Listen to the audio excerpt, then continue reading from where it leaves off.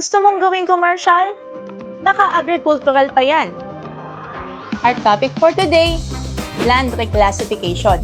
And why it's not as simple as, akin tong lupa, gagawin ko to. Pag-usapan natin ang madalas na napagkakamalang simple. Zoning versus reclassification. Zoning ang nagsasabi kung ano lang ba ang pwedeng gawin sa lupa mo ayon sa kasalukuyang plano ng bayan.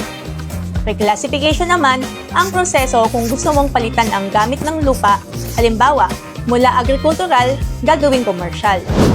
At hindi ito automatic. Para mapayagan, kailangan itong dumaan sa Sangguniang Bayan, public hearing, technical review, basihan sa CLUP o Comprehensive Land Use Plan ng LGU. Tinitingnan dito kung may epekto ba ito sa food supply o food security, may sapat bang daan, tubig, kuryente, nakaayon ba ito sa long-term development plan ng bayan?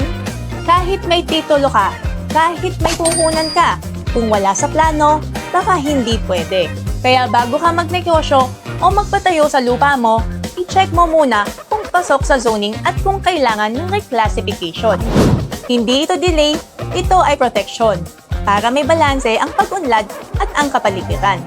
This is your nagmamahal, Konsehala Lara Ventura, and I choose to educate, not to hate. Lamang ang may alam.